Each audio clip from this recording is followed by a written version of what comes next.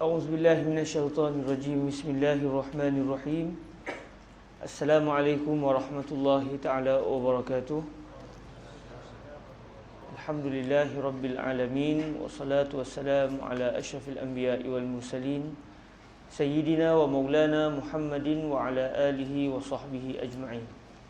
Ashhadu an la ilaha illallah wahdahu la syarika lah, wa ashhadu anna sayyidana wa habibana wa qudwatana Muhammadan abduhu wa rasuluh wa safiyuhu min khalqihi wa habibuh, addal amanah wa ballaghar risalah wa nasahal ummah wa kashafallahu bihil ghummah. Allahumma salli ala sayyidina wa maulana Muhammadin wa ala ali sayyidina Muhammad.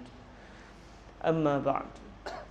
Alhamdulillah, syukur kita kepada Allah Subhanahu wa taala, dengan keizinan daripada Allah kita dapat lagi bertemu pada pagi yang berbahagia ini di dalam usaha untuk membaca kitab Bahrul Mazi dari awal sehingga khatam biiznillah subhanahu wa ta'ala.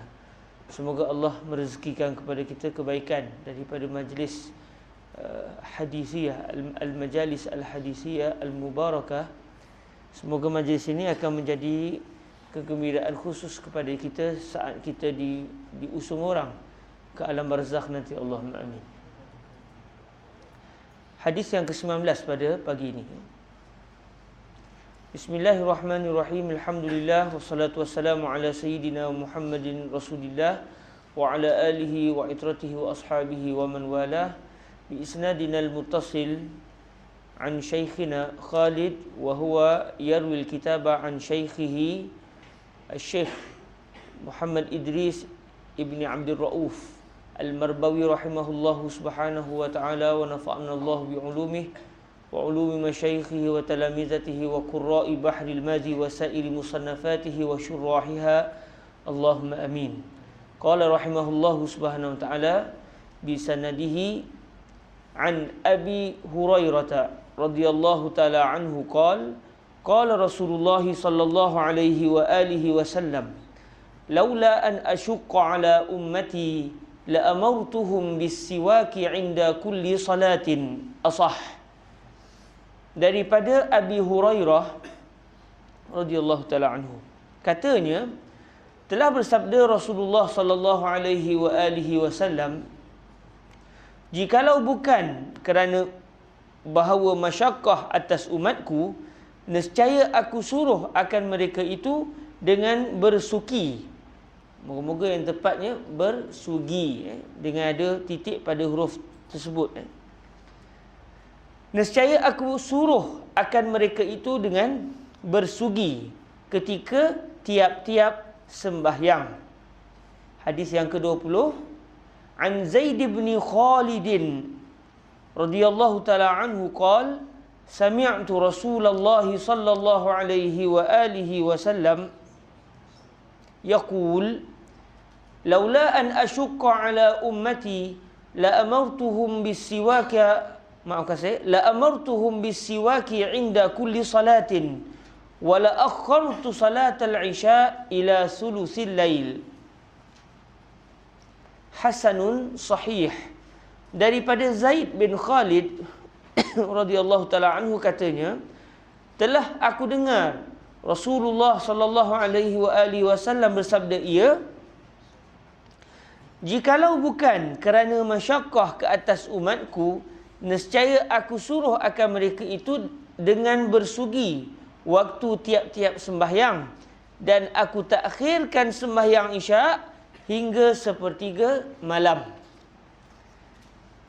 Babu ma jaa fis siwak. 117, bab yang telah datang ia pada menyatakan bersugi. Ketahuilah kiranya ya saudaraku, bermula makna bersugi itu pada istilah ialah memakai sepotong umpama kayu arak pada gigi kerana menghilangkan kuning-kuning gigi, tahinya dan lain daripadanya. Tahinya tu maksud dia tahi gigi lah. Orang panggil tahi gigi.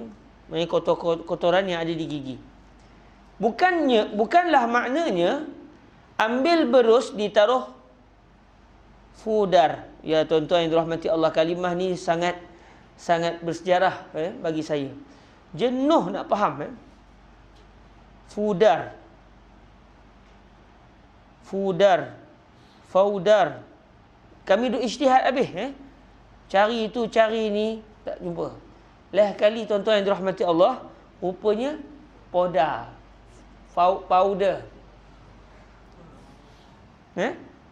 Cuma orang macam belah Kelantan mungkin powder tu dia istilahnya dia powder begitu. Ditaruh powder lah. Ditaruh serbuk. Saya tanya sebab kami dah habis ijtihad dah tak jumpa. Tanya orang Kuala pun orang Kuala, apa dia powder tak bisa dengar. Rupanya powder. Saya tanya kepada Ustaz Khalid Abdul Rahman, yang mana beliau meriwayatkan kitab ni direct daripada pengarang sendiri. Saya tanya, apa ayah Luk kalimah ni? Kata Ustaz Khalid bin Abdul Rahman, powder. Selesai masalah. Ambil lah tuan-tuan. Saya rasa jarang orang akan tahu kalimah ni. Kalimah Inggeris yang dijauhikan.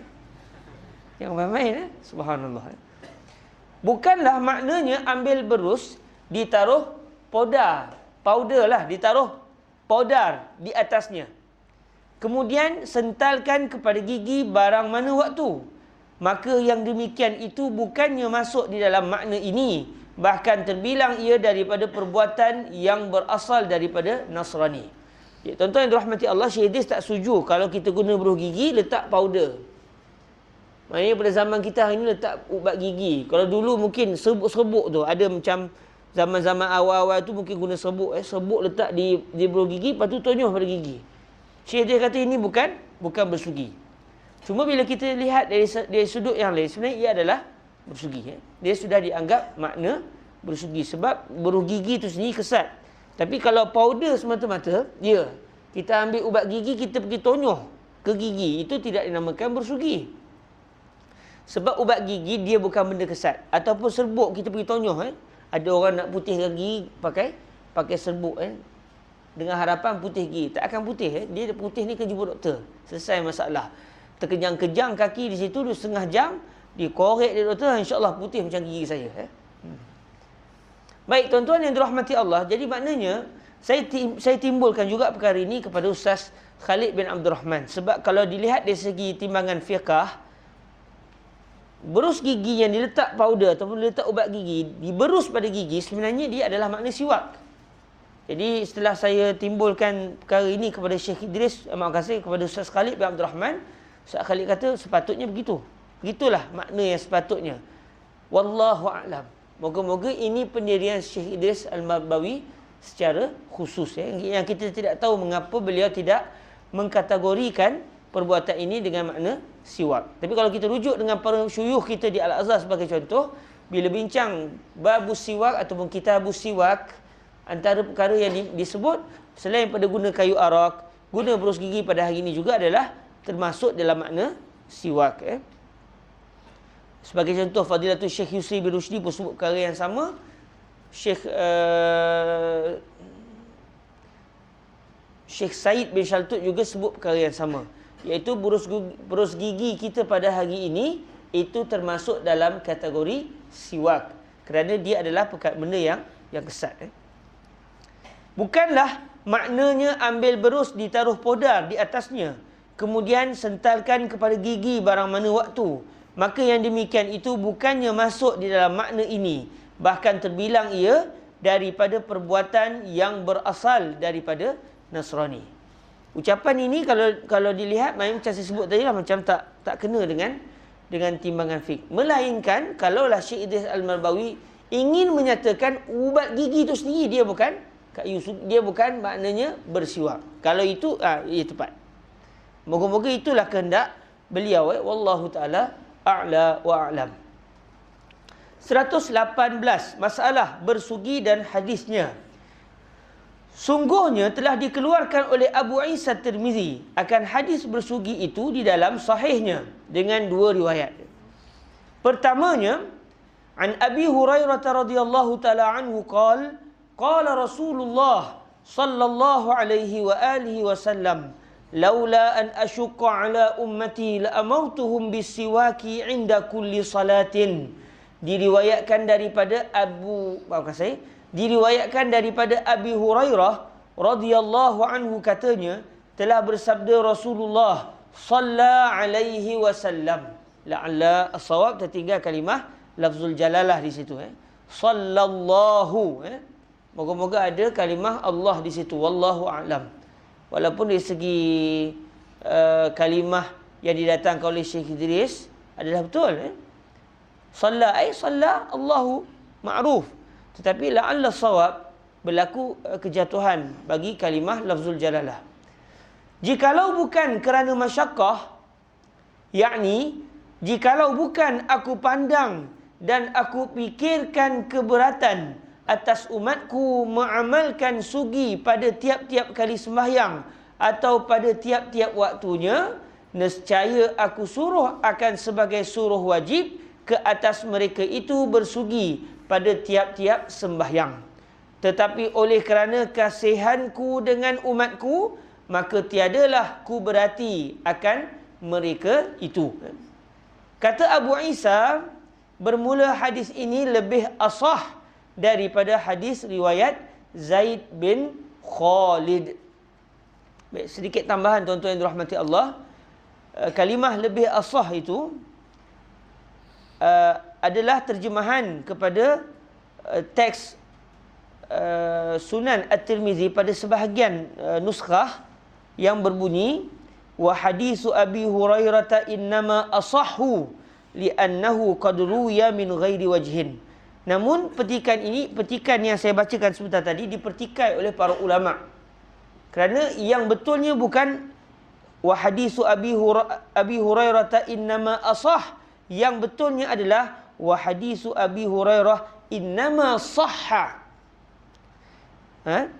Maknanya Imam At-Tirmizi mendatangkan hadis riwayat Abi Hurairah dan juga riwayat Zaid bin Khalid.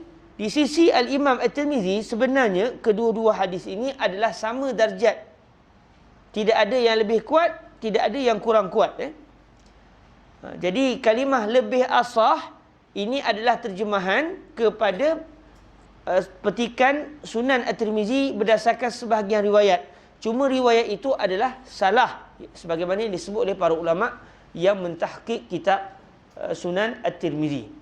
Jadi kalau tuan-tuan yang dirahmati Allah Subhanahu Wa Taala nak buat catatan, kita boleh cadangkan terjemahan petikan kalam Imam At-Tirmizi adalah bermula hadis ini adalah sahih. Kalau kita nak tukarlah supaya kena dengan teks yang betul, wa hadisu Abi Hurairah innama sahha li annahu qad ruwiya min ghairi wajhin. Kalau kita nak betulkan, kita boleh datangkan terjemah sebagai contoh cadangan saya, bermula hadis ini adalah sahih daripada riwayat, dia tak akan jadi daripada. Dia akan jadi semata-mata bermula hadis ini adalah sahih semata-mata. Sebab kalimah daripada hadis riwayat Zaid bin Khalid itu adalah kefahaman Syekh Idris Al-Marbawi. Dalam teks Sunan At-Tirmizi tak ada kalimah itu. Dia hanya ada wa hadisu Abi Hurairah innama asahhu. Maka diterjemahkan lebih asah. Dan Syekh Idris pun faham itu lebih asah daripada hadis riwayat Zaid bin Khalid. Cuma terjemahan ini berdasarkan teks tersebut adalah satu terjemahan yang silap sebagaimana disebut oleh para ulama. Kerana riwayat wa hadisu Abi Hurairah innama asah, ia adalah nuskhah yang salah. Yang betul bukan innama asah, yang betul innama sahha. Ini sekadar tambahanlah tuan-tuan yang dirahmati Allah, supaya kita dapat meneliti dengan baik. Bukanlah bermaksud saya lagi alim daripada Syekh Idris, itu jauh sekali. Cuma perkara-perkara yang kita dapat perhatikan dengan baik tidak menjadi masalah untuk kita berkhidmat kepada kita ini dengan menyatakan komentar-komentar para ulama terhadap beberapa perkara yang didatangkan oleh Syekh Idris Al-Marbawi rahimahullahu subhanahu wa ta'ala. Okey, terus wajah yang kedua maksud dia riwayat yang kedua, sanad yang kedua. An Zaid bin Khalid radhiyallahu ta'ala anhu qala sami'tu Rasulullah sallallahu alaihi wa alihi wasallam yaqul laula an ashqa ala ummati la amartuhum bis-siwaki 'inda kulli salatin wa la akhartu salatal isya'i ila thuluthil lail. Diriwayatkan dari qada, daripada. Dalam teks kita ada huruf qaf, buang satu titik. Diriwayatkan daripada Zaid bin Khalid radhiyallahu taala anhu. Katanya, telah aku dengar Rasulullah sallallahu alaihi wa alihi wasallam bersabda, ia, jikalau bukan kerana masyaqqah ke atas umatku, nescaya aku suruh akan mereka itu dengan bersugi pada waktu tiap-tiap sembahyang, dan nescaya aku takhir sembahyang isyak hingga sepertiga malam. Kata Abu Isa, bermula hadis Zaid ibni Khalid ini ialah hadis hasan lagi sahih. Dan ada datang riwayat hadis pada bicara bab ini daripada Abi Bakrin Siddiq dan baginda Ali dan Siti Aisyah dan Ibni Abbas dan Huzaifah dan Anas dan Abdullah ibnu Amr dan Abdullah ibnu Umar ibn al-Khattab dan Ummu Habibah dan Abi Umamah dan Abi Ayyub dan Tamam ibnu Abbas. Maafkan saya, bukan Tamam, ada sabdu di situ. Dan Tamam ibnu Abbas. Tamam ini adalah sepupu baginda Nabi SAW. Sebab ayah beliau adalah Sayyidina Abbas yang merupakan pakcik baginda Rasul SAW. Sayyidina Tamam ini, beliau adalah merupakan anak bongsu kepada Sayyidina Al-Abbas. Jadi adik-beradik dengan Sayyidina Abdullah ibn Abbas.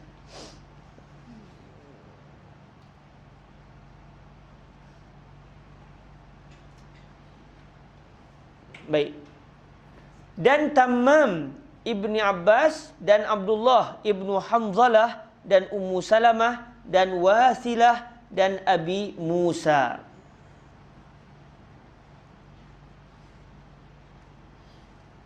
Maksudnya pada sahabat yang disebut namanya tadi, mereka ada mempunyai hadis yang mereka riwayatkan daripada baginda Rasul yang menceritakan tentang kelebihan bersiwak. Baik. 119 masalah bersugi. Tambah titik di situ. Allah sawab. 109 masalah bersugi dan hukumnya. Ya saudaraku, dengan hadis di dalam masalah 118 itu menunjukkan atas bahawasanya bersugi itu tiada wajib. Telah berkata Imam Syafi'i rahimahullahu ta'ala di dalam Al-Um. Al-Um iaitu kitab Al-Imam Syafi'i. Kitab yang meriwayatkan mazhab jadid bagi Al-Imam Syafi'i. Sebab Al-Imam Syafi'i beliau ada mazhab qadim, beliau ada mazhab jadid. Telah berkata Imam Syafi'i rahimahullahu ta'ala di dalam Al-Um, jikalau adalah ia wajib, nescaya menyuruh ia akan umatnya, masyaqqah atau tiada masyaqqah. Tapi bila Nabi kata kalaulah bukan kerana memikirkan akan jadi susah kepada kamu, nescaya saya akan wajibkan kamu untuk bersugi. Nescaya saya akan suruh kamu bersugi. Maknanya Nabi meraihkan masyaqqah. Ini menunjukkan bahawa perbuatan tersebut tidak wajib. Sebab kalaulah ia wajib, tak kiralah masyaqqah ke tak masyaqqah ke, kita kena buat perbuatan tersebut berdasarkan kemampuan yang kita miliki. Tunaikan haji, bukankah ia satu masyaqqah? Masyaqqah, tetapi berdasarkan kemampuan orang yang mengerjakan haji tersebut. Dia tak mampu berjalan ketika tawaf, dia boleh diusung. Dia tak mampu, dia tak ada pakaian ihram, dia boleh pakai pakaian lain, tetapi dengan syarat-syarat yang disebut dalam kitab-kitab fiqh. Jadi ada nilai masyaqqah di situ. Namun tetap disuruh walaupun membawa kepada masyaqqah yang mampu ditanggung oleh kita. Adapun masyaqqah yang tidak mampu ditanggung oleh kita, maka syariat Islam itu tidak ada sama sekali hukum seperti itu. Dalam usul fiqh dia akan ada satu perbahasan at-takliful muhal dengan at-taklif bil muhal. Orang tak ada tangan, kita kata awak ketika berwuduk awak kena basuh tangan. Saya tak ada tangan, tak kira, tapi wajib basuh tangan. Saya tak ada tangan, tak kira, basuh tangan. Kalau tak basuh tangan, awak telah berdosa. Dan ini ada satu arahan yang tidak mampu dilakukan. Syariat Islam ni tak ada istilah begitu.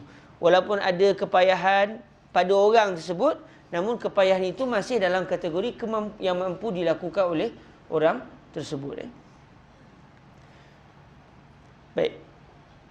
Telah berkata Imam Syafi'i rahimahullahu ta'ala di dalam jikalau adalah ia wajib, nescaya menyuruh ia akan umatnya, masyaqqah atau tiada masyaqqah. Masyaqqah ni maknanya kepayahan, kesusahan.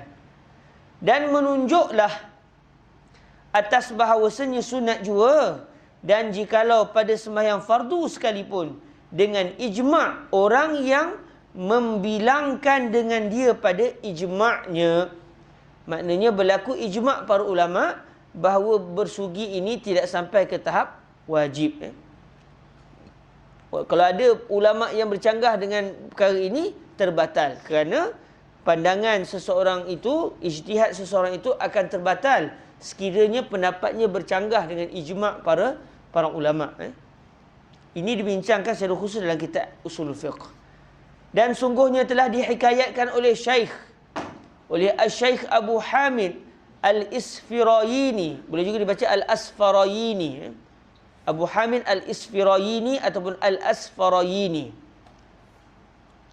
Dan sungguhnya telah dihikayatkan oleh Syekh Abu Hamid Al-Isfirayini, imam ashab kita yang bangsa Iraq, daripada Daud Al-Zahiri, bahawasanya mewajib ia akan bersugi bagi sembahyang. Syekh Daud Al-Zahiri berpendapat bergosok gigi ni wajib. Tetapi pendapat beliau tertolak kerana ia bercanggah dengan ijma' para ulama'. Dan menghikayatkan dia oleh Al-Mawardi daripada Daud, iaitu Daud Al-Zahiri. Dan katanya, ialah di sisinya wajib. Ialah tu maksud dia, bersugi itu di sisinya adalah wajib. Jikalau meninggal, tambah titik di situ, la'allah shawab. Jikalau meninggal seorang akan dia, nescaya batal sembahyangnya. Saya baca sekali lagi ya. Dan menghikayatkan dia oleh Al-Mawardi daripada Daud, dan katanya ialah di sisinya wajib. Jikalau meninggal seorang akan dia, nescaya batal sembahyangnya. Baik tuan-tuan yang dirahmati Allah Subhanahu Wa Taala, sebenarnya ada kalimah yang terjatuh di sini, iaitu kalimah tiada. Ucapan ataupun teks yang betulnya adalah nescaya tiada batal sembahyangnya.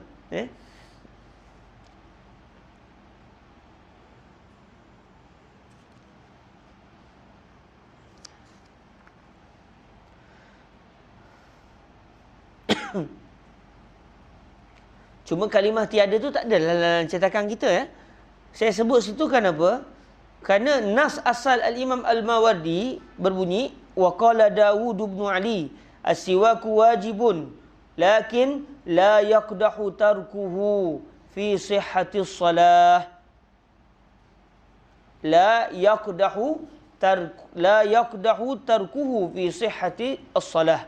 Al-Imam An-Nawawi berkata, wa hakahu al-Mawardi an Dawud wa qala huwa indahu wajib law tarakahu lam tabtul salatuhu.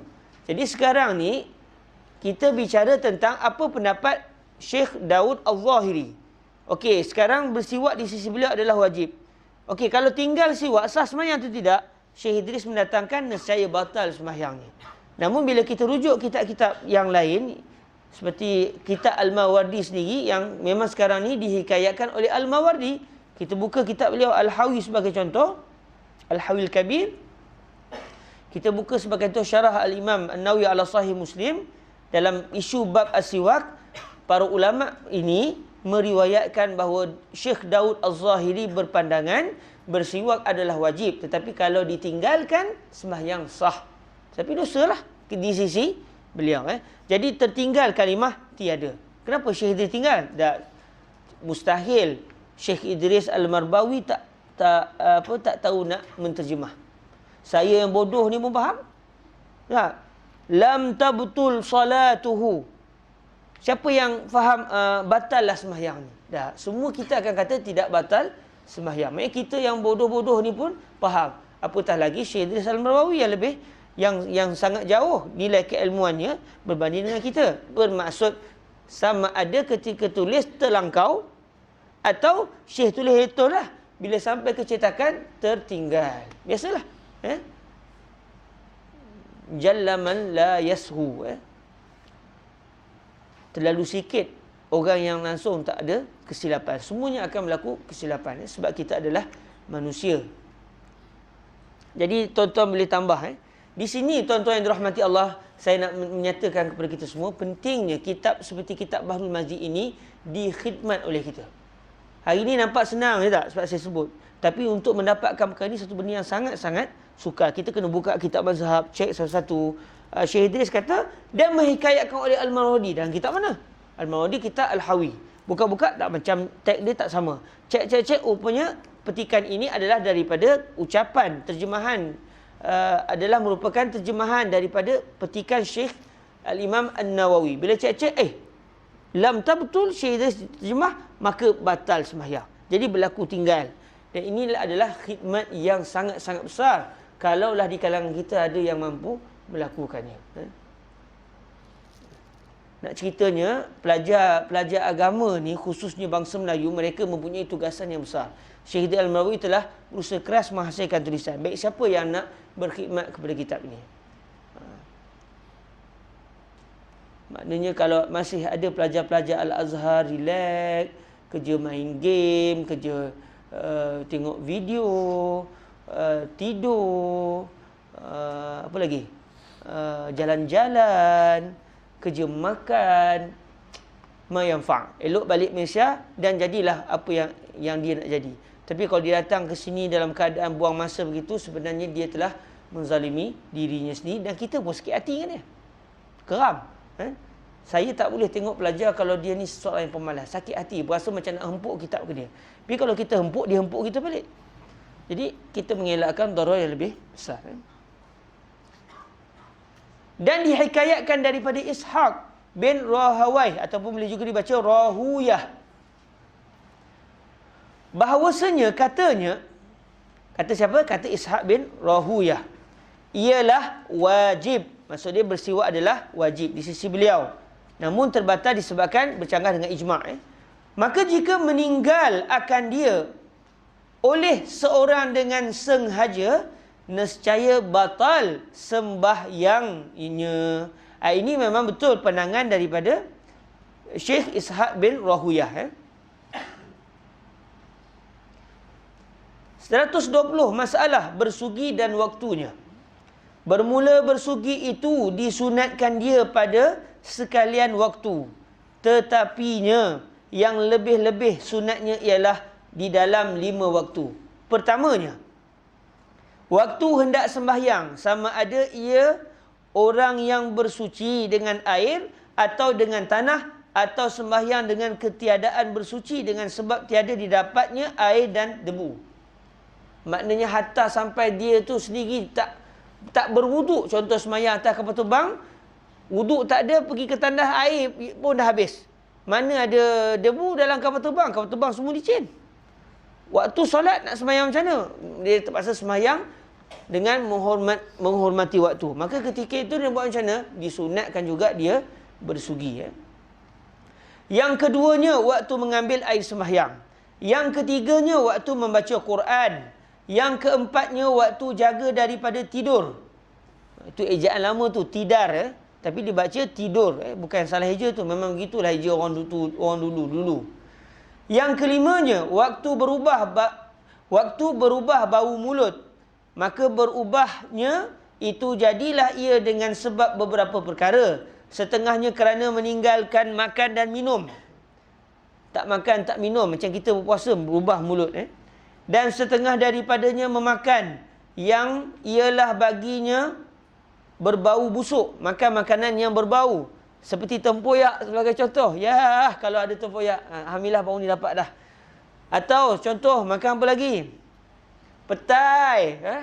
Ya, kalau ada orang bagi saya lagi petai. Dapat 2-3 kilo ish. Tak tahu nak kata apa. Jadi, makan makanan yang berbau tersebut, disunatkan kita menggosok gigi selepas itu. Dan setengah daripadanya kerana diam yang lama. Dan setengah daripadanya kerana membanyakkan kalam. Cakap banyak pun jadi berbau juga mulut. Jadi bila berbau saja mulut, disunatkan kita bersiwak, menggosok gigi. Cuma kalau kita gosok gigi tidak niat kerana Allah, tak dapat pahala lah. Tapi kalau kita gosok gigi, sahaja aku gosok gigi kerana mencari redha Allah, maka ketika itu kita mendapat pahala menggosok gigi. 121 masalah bersugi bagi orang yang puasa. Adalah orang yang puasa itu tiadalah boleh ia bersugi sepanjang-panjang hari. Bahkan masa ia bersugi, iaitu sebelum gelincir matahari dan kemudian daripada ghurubnya, iaitu lenyapnya. Lenyap matahari, maksudnya ketika masuk waktu maghrib. Yakni apabila telah gelincir. Moga-moga yang betul adalah gelincir, bukan kelincir. Yakni apabila telah gelincir matahari daripada rembangnya, maksud dia daripada tengah ufuk langit. Iaitu masuk waktu zuhur, iaitu matahari telah mula menyengit ke pihak barat. Iaitu masuk waktu zuhur lah. Maka makruhlah ia bersugi sampai membawa kepada maghrib. Dia dimakruhkan bersugi sampailah masuk waktu maghrib. Bila masuk waktu maghrib, hilanglah pemakruhan tersebut. Supaya jangan hilang bau harum puasa yang disukai. Bau tu, kita bau busuk lah, tapi di sisi Allah adalah harum. 122, bersugi dengan barang yang diperbuatkan sugi. Pada hukum syarak, mensunatkan bersugi itu dengan kayu daripada arak. Kayu sugi yang kita tengok jual-jual tepi jalan tu, itu kayu arak. Dan dengan suatu yang diperbuat sugi daripada barang yang menghilangkan perubahan yang berhasil ia dengan kayu sugi, seperti perca kain yang kasat. Kasat sama makna dengan kesat. Kalau buka Kamus Dewan, kesat, kasat sama makna. Benda yang kesat. Dan ashnan. Maaf kasih, bukan ashnan, ushnan. Ushnan ni dia adalah sejenis tumbuhan yang tumbuh di tanah berpasir. Dia digunakan untuk membasuh tangan, dia bersabun. Dia jadi macam bersabun. Dia berbau wangi. Jadi dia kesat, maka boleh digunakan sebagai kayu sugi. Dan adapun menyental dengan hari, moga-moga yang tepat adalah jari. Tambah titik situ. Dan adapun menyental dengan jari, sekiranya licin, tiada hasil nama sugi. Dan jika ada ia kasat, maka padanya 3 wajah bagi ashab kita. Bermula yang masyhurnya tiada memadakan, dan yang keduanya memadai, dan yang ketiganya memadai jika tiada didapati lain daripadanya, dan tiada memadai jika didapati lainnya. Ini adalah khilaf para ulama, sekiranya jari seseorang itu kesat. Pendapat masyhur mazhab Syafi'i, jari kita tidak boleh dijadikan sebagai kayu sugi, melainkan kalau jari orang lain. Dan kita minta izin ke dia, ya akhi boleh pinjam jari. Ya, tengok jari akhi kesat sangat ni, kerja kuat, kerja main tanah sampai kesat. Main kalau tonyoh di gigi, hilang kuning-kuning gigi. Boleh pinjam? Kata tafadhal ya akhi. Maka ketika itu, pinjamlah. Tapi dengan dia tidak dipotong lah. Kalau potong tak boleh lah jari dia. Kita itu dibincang oleh para ulama, tak ada masalah. Tapi kalau jari kita, mazhab Syafi'i pendapat yang kuat mengatakan tak boleh sebab dia tak dipanggil sebagai kayu sugi. Dia tidak dinamakan sebagai kayu sugi sebab dia masih lagi bercantum dengan diri kita. Dan disunatkan bahawa bersugi dengan kayu sugi, la'alla sawab ada titik di situ. Dan disunatkan bahawa bersugi dengan kayu sugi yang pertengahan panjangnya, jangan ia bersangatan kering yang melukakan, dan jangan ia basah yang la'alla sawab ada 2 titik yang tertinggal. Dan jangan ia basah yang tiada menghilangkan kotor di gigi. 123 bersugi la'alla sawab, bersugi dan kelakuannya. Bermula kelakuan bersugi itu disunatkan sental melintang gigi dan jangan membujurnya. Gini, melintang, bukan membujur, melintang. Kerana yang demikian itu melukakan gusi dan menerbitkan darah daripadanya. Tetapi jika disental juga dengan membujur, berhasil jua nama bersugi serta makruh. Ini pendapat standard bagi mazhab Imam Asy-Syafi'i. Namun ada juga para ulama seperti Al-Imam Al-Ghazali contohnya mengatakan bersugi bukan dengan begini, tetapi begini. Macam yang kita gosok gigi biasa tu. Dan dibuktikan dari segi perubatan, sebenarnya cara gosok gigi yang betul adalah begini. Memang ada hadis yang bersugi melintang, tapi hadis itu bila dikaji ia berstatus dhaif. Jadi tidak ada satu hadis sahih yang menunjukkan Nabi bersugi secara melintang begitu. Jadi ada beberapa orang para ulama seperti Al-Imam Al-Ghazali contohnya berpandangan bersugi secara menegak ke atas macam yang kita buat ketika gosok gigi. Dan dia diakui oleh bahagian perubatan. Orang-orang yang terlibat dalam perubatan mengatakan cara menggosok gigi secara atas bawah itu adalah yang tepat untuk kesihatan gigi. Dan disunatkan pula bahawa ia melalui sugi itu diperpang gigi. Perpang gigi maksud dia permukaan gigi. Permukaan maknanya di tapak gigi. Kalau di sini, kalau di gigi geraham tu lagi dia ada kerusi dia kan. Dia ada hendaklah bukan sekadar gosok di bahagian yang zahir, tetapi juga di atas gigi itu sendiri. Diperpang di bahagian atas permukaan. Dan disunatkan pula bahawa ia melalui sugi itu diperpang gigi dan perpang gerahamnya dan langit-langitnya akan sebagai lalu yang lembut. Jangan ditonyoh sampai hilang gigi tu. Lembut-lembut je. Dan disunatkan mula sental sugi itu membawa dari sebelah kanan. Kita start daripada kanan, bukan start pada belah kiri. Dan jikalau tiada bersugi dan hendak memakai sugi orang yang lain, tiada mengadap dengan izinnya. Tiada mengapa. Moga-moga yang betul bukan mengadap, tetapi adalah mengapa. Mim dengan alif, fa. Dah ada tu, tertambah huruf dal. La'alla sawab tertambah huruf dal di sini. Tiada mengapa dengan izinnya. Dan disunatkan budak-budak itu berbiasakan bersugi supaya beradat dan jadi resamnya.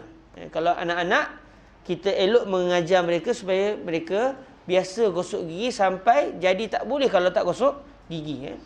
124 berijtihad, haruskah bagi Nabi atau tiada? Sebab laula an asyqa ala ummati. Jadi seakan-akan di sana ada nau ijtihad bagi Rasul. Seakan-akan Allah Taala sebut bagi Nabi, pilihlah ya Rasulullah, nak wajibkan siwak atau tak nak wajibkan? Akhirnya Nabi melihat dari segi umat, melihat dari segi ia mungkin membawa kepada kepayahan bagi umat Islam, maka Nabi memilih untuk menjadikan hukum bersugi adalah tidak wajib.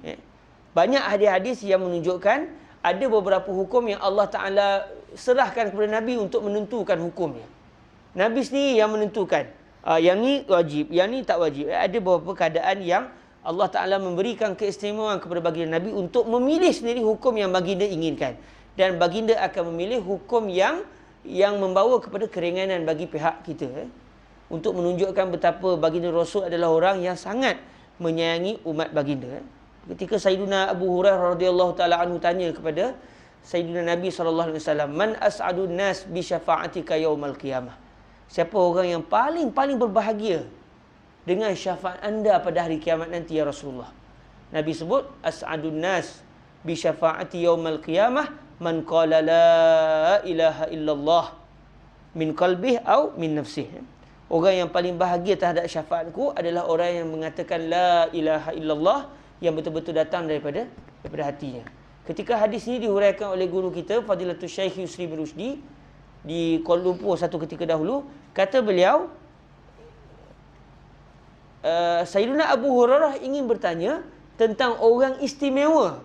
Soalan Sayyidina Abu Hurairah adalah, siapakah orang yang paling istimewa menerima syafaatmu? Maksudnya golongan VIP. Siapa? Golongan sahabat ke, syuhada ke? Maksudnya pandang golongan yang tinggi.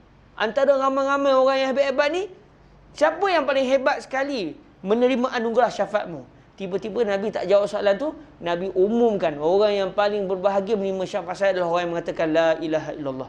Untuk menunjukkan semua umat Nabi, hatta yang buat jahat, hatta yang kaki maksiat, tapi mati sebagai seorang Muslim, mereka akan menjadi orang istimewa setelah mendapat syafaat baginda Nabi di akhirat nanti. Kalau kita, orang buat jahat kita, tunggu ke akhirat nanti. Di dunia lagi dah dilaknat dah kawan tu. Ya? Laknat lah, masuk neraka lah, mati kapior lah, macam-macam. Tapi baginda Nabi lebih sangat-sangat rahim banding dengan kita sendiri. 124, berijtihad. Haruskah bagi Nabi atau tiada? Kata Imam Nawawi, dengan hadis di dalam masalah 118 itulah menunjukkan dalil atas Nabi SAW berijtihad pada barang yang tiada datang nas daripada Allah Subhanahu wa taala. Maka inilah mazhab kebanyakan fuqaha dan ashabul usul. Dalam ilmu usul fiqh dibincangkan, adakah Nabi berijtihad? Jadi pendapat yang rajih mengatakan memang dalam beberapa keadaan Nabi berijtihad. Untuk mengajar umat baginda selepas kewafatan baginda bagaimana cara untuk berijtihad. Ini untuk orang yang sampai ke tahap ijtihad lah. Seperti Imam Asy-Syafi'i. Tapi kalau kita tak sampai tahap tu, janganlah kita berijtihad. Sebaliknya wajib kita bertaklid, iaitu memegang kalam para fuqaha, sekalipun kalam para fuqaha itu seakan-akan bercanggah dengan Al-Quran juga hadis. Sebab yang mempunyai kelayakan untuk mengeluarkan hukum daripada Al-Quran dan juga hadis serta dari dalil yang lain adalah hanya golongan yang pakar, iaitu golongan fuqaha. Sebab tu kalau hari ni bila kita tanya, orang tanya kita, Ustaz apa hukum kita buka bau gini. Mana dalilnya Ustaz? Ada dalil sahih ke? Dia sebenarnya ia adalah satu kenyataan yang salah. Nak tanya boleh, tapi sebenarnya kalam fuqaha hendaklah dipegang sekalipun pendapatnya itu seakan-akan bercanggah dengan Al-Quran dan hadis. Sebab mustahil kalam fuqaha bercanggah dengan Al-Quran dan juga hadis. Cuma mereka berbeza dari sudut kefahaman. Kefahaman dalam memahami nas. Maka inilah mazhab kebanyakan fuqaha dan ashabul usul, dan ialah qaul yang sahih. Kerana jikalau tiada harus atasnya ijtihad, nescaya tiada berkata ia laula an asyqa ala ummati al-hadis. Jikalau bukan kerana sebab aku fikir masyakkah atas umatku al-hadis. Maka dengan kerana ia bersabda demikian, tahulah ulama akan harus bagi Nabi kita berijtihad. Harus ni maknanya boleh, dibenarkan. 125, masalah bersugi dan kelebihannya. Bermula kelebihan bersugi itu amatlah banyaknya. Setengah daripadanya, setengah di sini bukanlah 1/2, maksud dia sebahagiannya. Setengah daripadanya menyuci ia akan mulut dan meredakan bagi Tuhan oleh menjunjung suruhnya bersugi itu dan memaniskan, maafkan saya, dan memanaskan dan mengutukkan bagi syaitan kerana mengerjakan ibadah dan amal yang tiada disukanya. Bila kita buat ketaatan, sakit hatilah syaitan. menyebabkan syaitan sakit hati itu adalah ibadah. Dan menyukakan bagi, moga-moga yang tepat ada titik di situ. Dan menyukakan bagi malaikat oleh harum bau mulut dan menghilangkan karat-karat gigi dan mencerahkan mata dan mengkafaratkan dosa dan lainnya. 126 masalah takhirkan sembahyang isyak. Adalah mentakhirkan sembahyang isyak itu telah bersalah-salahan ulama. Adakah yang lebih afdal mensegerakannya ataupun melambatkan, iaitu mentakhirkan sembahyangnya? Dan kedua-duanya itu dua mazhab yang masyhur bagi salaf dan dua qaul bagi Malik dan Asy-Syafi'i. Maka orang yang mengatakan afdal ditakhirkan itu berpegang dengan hadis di dalam masalah 127 itu dan hadis-hadis lainnya. Sebab Nabi kata, kalaulah tidak menyusahkan umatku, nescaya aku suruh mereka untuk bersugi, dan nescaya la aqartu salatal isya ila sulusil lail. Nescaya aku akan melambatkan sembahyang isyak secara berjemaah sehingga sampai kepada 1/3 malam. Malam start dari maghrib, habis malam masuk subuh. Bahagi 3. Berapa jam tu? Katakan malam ada 12 jam, maknanya setelah berlalu 4 jam selepas waktu isyak, 4 jam selepas waktu maghrib, maka itulah 1/3 malam. Maknanya dah lepas isyak sangat dah. Memang dalam 2-3 jam lepas isyak baru pakat-pakat datang masjid sembahyang isyak. Orang mengantuk. Jadi Nabi memikirkan ia membawa kepada masyaqqah, Nabi sembahyang isyak pada awal waktu. Jadi ulama yang mengatakan sunat melambat-lambatkan sembahyang isyak secara berjemaah, mereka mengatakan kerana Nabi mahu melakukan perbuatan tersebut. Itu sebenarnya afdal, cuma kerana meraihkan kita, Nabi tak buat begitu. Tapi kalau kita mampu, maka teruskanlah. Ini pendapat mereka. Dan orang yang mengatakan afdal disegerakan sembahyang itu berpegang dengan adat ghalib bagi Rasulullah sallallahu alaihi wasallam mensegerakannya. Inilah ringkas perkataan Nawawi di dalam Syarah Muslim pada babu waqtil isya wa ta'khiriha. Orang yang mengatakan sembahyang isyak afdalnya bukan tunggu 1/3 malam, sebaliknya masuk waktu terus sembahyang isyak secara berjemaah. Apa buktinya? Apa dalilnya? Mereka mengatakan kerana itulah yang dibuat oleh baginda Rasul sallallahu alaihi wasallam. Jadi kalau kita perasan, kedua-dua ini mempunyai hujah. Mana satu yang betul? Sebab yang betul mesti satu saja, bukan dua-dua betul. Hanya satu saja di kalangan pendapat-pendapat ini yang betul. Mana yang betul? Yang ni ada hujah ni, kefahamannya begini.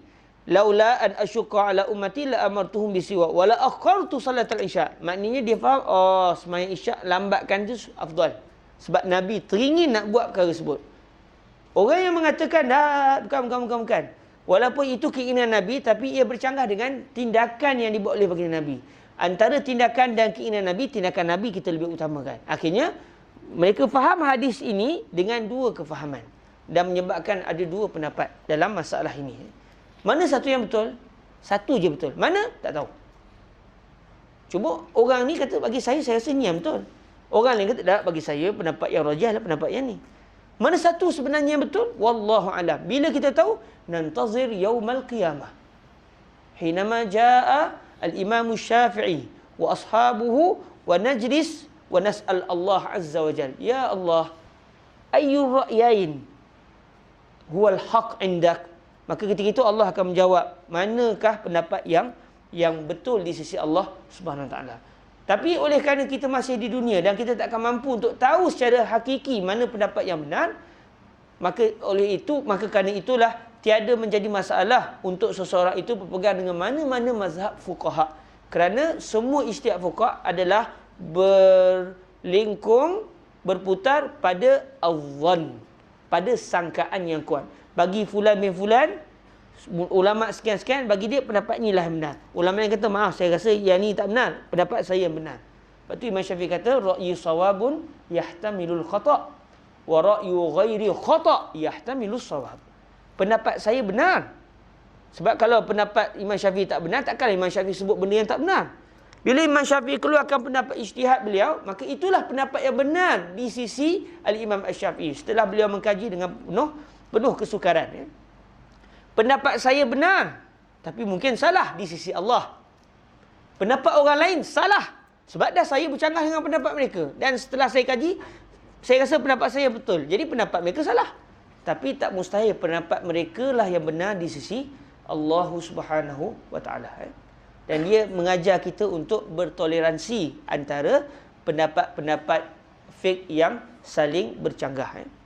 Yang salahnya hari ini bergaduh.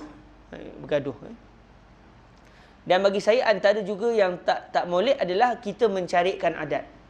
Sebagai contoh, tempat tu memang daripada dulu lagi memang sembahyang subuh berkunut. Dan orang Malaysia, orang mazhab Syafi'i. Tiba-tiba dia pula hari tu sebenarnya ada khilaf, saya tak nak baca kunut ni. Kenapa? Apa tujuan kita carikan benda sebut kan? Menyebabkan orang, bukan semua orang faham macam kita faham. Menyebabkan akhirnya berlaku salah faham. Saya ingat lagi di surau rumah saya di Gombak Setia, seorang ustaz tu dia jadi imam. Dia mengaji di Pakistan. Orang Pakistan ni mazhab Hanafi. Tak? Macam Tok Guni Aziz ni belajar di Pakistan. Belajar di India. Jadi kadang-kadang pendapat fiqh mereka agak hampir ataupun selari dengan mazhab Hanafi. Kerana itulah mazhab yang mereka pelajari. Bila balik Malaysia, orang Malaysia mazhab Syafi'i. Ustaz ni memang dia tak nak sembahyang subuh jadi imam. Satu hari orang suruh dia pun jadi. Tapi dia tak baca kunut. Bila tak jadi kunut, bising orang kampung. Saya pula ada sekali, satu pakcik tu dia marah sungguh kat ustaz ni. Saya kata, pakcik, dia sebenarnya khilaf ulama' dalam masalah ni. Memang khilaf, saya tahu. Dia kata, pakcik tadi, aku tahu benda tu khilaf. Tapi hebat sangat kan dia tu sampai tak nak beramal dengan pendapat Imam Syafi'i. Jangan main orang Malaysia kita. Alim sangat kan dia sampai tak mau ikut ijtihad Imam Syafi'i. Apa Imam Syafi'i tak erti ke? Dia saya bila tengok tu tak apalah. Rezeki ustaz tu lah tu kan. Maknanya tuan-tuan yang dirahmati Allah, kalaulah satu benda tu sudah masyhur dan ia benar di sisi sebahagian para ulama, maka janganlah kita mencarikannya. Melainkan kalau dibincangkan dalam kelas-kelas ilmu, maka tak ada masalah. Tapi kalau buat umum begitu, orang boleh salah faham. Melainkan kalau dia menginginkan kaedah khalif tu'raf. Buatlah benda yang pelik sikit, insya-Allah akan terkenal. Like akan naik, orang semua akan komen, okeylah, buatilah. Baik, masalah yang terakhir pada hari ini, 127, takhirkan sembahyang Isyak dan hadisnya. Sebenarnya telah berkata Tirmizi di dalam hadis riwayat Zaid bin Khalid dalam masalah 118 itu, katanya telah bersabda Nabi SAW,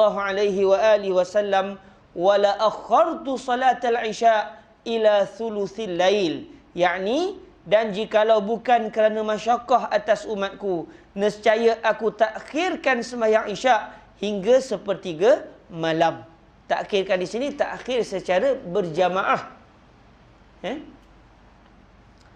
Tetapi dengan kerana masyaqqah umatku menanti jemaah, oleh kerana mereka itu ada yang letah. Moga-moga yang tepat bukan letah, letih. Wallahu alam, kok memang ada orang Kuala ke terletah. Letah betul aku hari ni. Itu saya tak bisa dengar lah. Moga-moga yang betul adalah letih.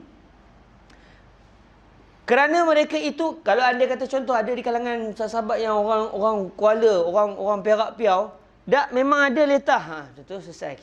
Kita isbab berdasarkan lurah orang tempatan sana lah. Jangan malu-malu untuk menyatakan sebenarnya ada khilaf dari segi bahasa apa semua, supaya kita ni bukan sekadar membaca tapi dapat juga membetulkan kesilapan saya yang membaca. Tetapi dengan kerana masyaqqah umatku menanti jamaah, oleh kerana mereka itu ada yang letih bekerja siang hari, maka hendak beristirahatkan letihnya. Bak letihnya. Sebelum ni letah, sekarang letih. Sebab tu saya rasa berlaku kesilapan dari segi masa menaik tu. Maka hendak beristirahatkan letihnya, dan setengahnya hendak menyempurnakan perkara di rumah dan sebagainya, maka tiada aku berarti mentakhirkan Isyak itu, bahkan bersegera aku sembahyang bersama-sama jamaah di dalam masa yang ada fadilatnya. Cuma dalam buku kita fadilannya. Moga-moga yang tepat ada tambah satu lagi titik di situ. wallahu alam, maka menunjuklah hadis ini akan afdal mentakhirkan sembahyang isyak. Alhamdulillah, selesai pembacaan pada hari ini, dan insya-Allah kita akan bersambung pada hari Sabtu pagi nanti biiznillah subhanahu wa taala, insya-Allah. Baik, sekadar itu saja daripada saya. Jazakumullah khairah. Dan kelas, kalau siapa yang mengikut kelas Matan Abi Syuja' besok biiznillah subhanahu wa taala, pada oleh kerana waktu sekarang maghrib dah berbeza-beza, mudahnya lepas sahabat-sahabat sembahyang isyak datanglah terus. Saya lebih kurang dalam setengah jam lepas isyak, lepas sembahyang maghrib, lepas habis sembahyang maghrib datang terus. Bagi yang nak ikut kelas Matan Abi Syuja' pada hari Jumaat besok, lepas sembahyang maghrib, saya akan mengulang matan, lebih kurang setengah jam lepas tu kita akan start. Dan dengar khabarnya kata ada ni nasi mandi besok bagi yang ingin. Bagi yang ingin, bukan untuk siapa-siapa sajalah, bagi yang menginginkannya, disediakan oleh Ustaz Faizudi kita insya-Allah. Katanya berapa bungkus? 50 bungkus bagi yang cepat. Dan setiap penjualan itu 2 geni akan masuk ke ruang. Main tuan-tuan tu makan tu dengan sedapnya, pahala pun dapat insya-Allah.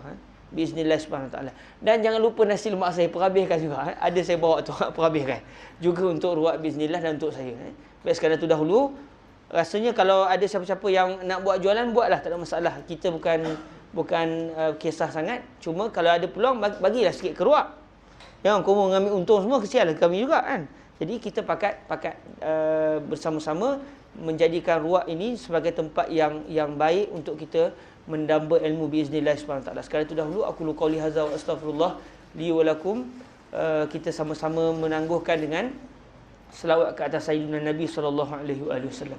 Allahumma salli afdhala salatin ala qatika sayyidina Muhammadin wa ala alihi wa sahbihi wa sallim adada ma'lumatika wa midada kalimatika kullama dhakaraka adh-dhakiruna wa ghafala an dhikrihi al-ghafilun. Allahumma salli afdhala salatin ala qatika sayyidina Muhammadin wa ala alihi wa sahbihi wa sallim adada ma'lumatika wa midada kalimatika kullama zakaraka adh-dhakiruna wa ghafala an dhikrihil ghafil. Allahumma salli afdhala salatin ala as'adi makhluqatika sayyidina Muhammadin wa ala آله وصحبه وسلم عدد معلوماتك ومداد كلماتك كلما ذكرك الذاكرون وغفل عن ذكره الغافلون. اللهم اجعلنا من عبادك المتقين واغفر ذنبنا يا أرحم الراحمين. اللهم اجعلنا من عبادك الذين يرثون العلم يا أرحم الراحمين. واجعلنا علماءك الصالحين. واجعلنا من عبادك المتقين وارزقنا الجنة بلا سابقة عذاب ولا حساب بشفاعة حبنا وسيدنا محمد صلى الله عليه وآله وسلم. ربنا آتنا في الدنيا حسنة وفي الآخرة حسنة وقنا عذاب النار. وصلى الله على سيدنا ومولانا محمد وعلى آله وصحبه وبارك وسلم والحمد لله رب العالمين. تقبل الله منكم.